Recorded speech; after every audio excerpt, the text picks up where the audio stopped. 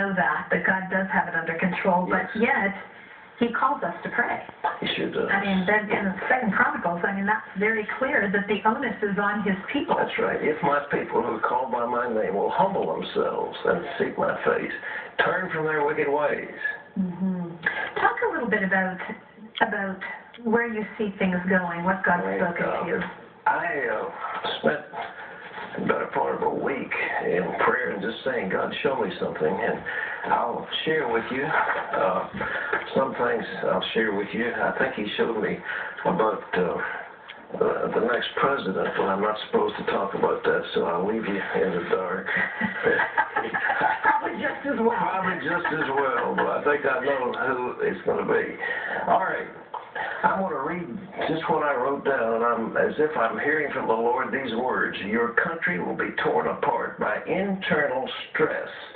A house divided cannot stand. Your president holds a radical view of the direction of your country, which is at odds with the majority. Expect chaos and paralysis. Your president holds a view which is at the odds with the majority. It's a radical view of the future of the country, and so that's why we're having this division. This is a spiritual battle which can only be won by overwhelming prayer. The future of the world is at stake because if America falls, there's no longer a strong champion of freedom and a champion of the oppressed of the world. There must be an urgent call to prayer. Okay.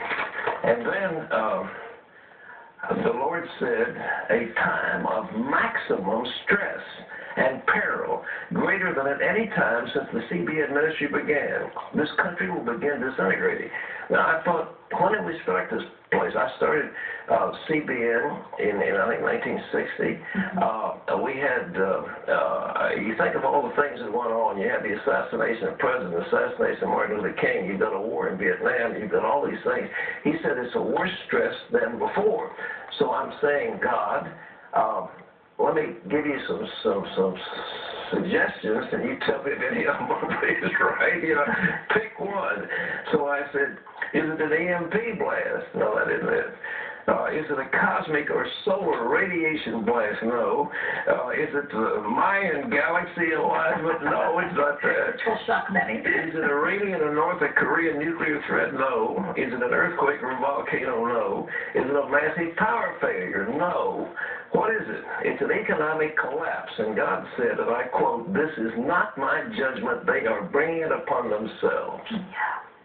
It's almost like we're in a morass that we can't extricate ourselves. It's incredible, you know. But here the economy is, it's like a boat going over a waterfall, and people are rowing against each other. One group is rowing to try to keep from going over the fall. The other saying, well, let's just take it easy and let the thing keep flowing. And so in any event, that's the other. Let's see. There's so many things that the Lord showed me, but let me see here. The next president, the Lord said, it's going to be like a pilot in an airplane who takes the controls as the plane is going into a steep dive and grabs control to try to bring the thing away from a crash. We're heading for a crash, a financial crash of major proportions, and the next president is going to be like that. We grab the controls and, you know, do all the things it's tough to do because the machine doesn't want to right itself. The momentum is so bad. All right, now the next thing, CBN will have the best year ever. We'll have an amazing harvest of souls. Now, we counted yesterday in the prayer meeting, 620 million people have recorded somewhere or other have been marked as accepting the Lord.